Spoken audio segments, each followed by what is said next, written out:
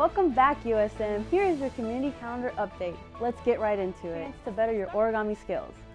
On Saturday, February 15th, there will be the local Forest County Farmers Market from 7 a.m. to 12 p.m. at 1200 Coring Street, so go get you some goodies. For students who like to be challenged, on February 5th, the Thad Cochran Center in rooms 214 and 216, SMAC will be hosting escape rooms from 5 to 9 p.m., so bring your friends and challenge yourselves. Well, that's all I have for this community calendar update. I'm Stephani Perez Munoz. See you next time, Southern Miss. I'm Stephani Perez Munoz with today's Just a Minute Report. Students face many challenges during the spring semester.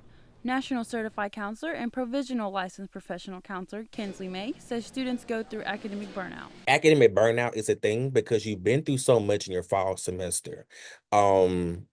And if it's your first year as a college student, your academic fall semester is a lot to take in. May also recommends students different methods to relieve academic stress. Meditation or deep breathing, coloring the coloring book, taking your mind away from academics.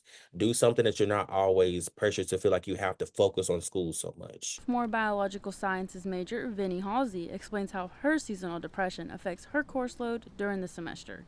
Maybe it comes from the sort of seasonal depression, but coming out of January and February, my mental health is kind of an all-time low for the year. So it's not really helpful when it's combined with trying to pick up new information.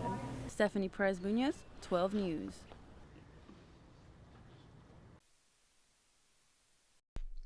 The USM School of Marketing students headed to the Super Bowl this season.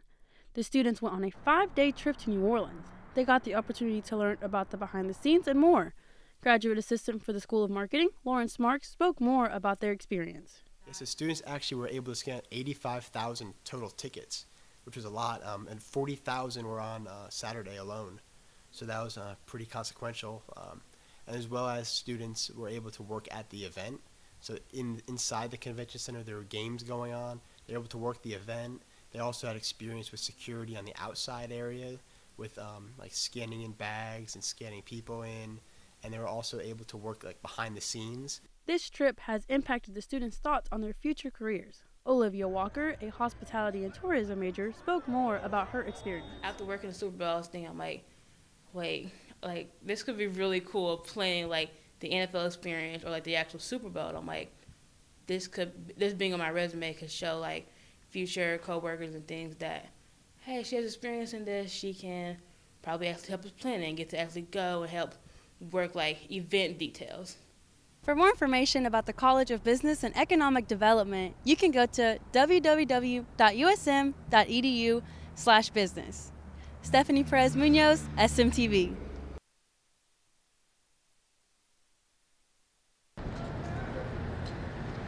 The Gulf of Mexico's name has been changed to the Gulf of America, which has caused outrage and confusion around the world.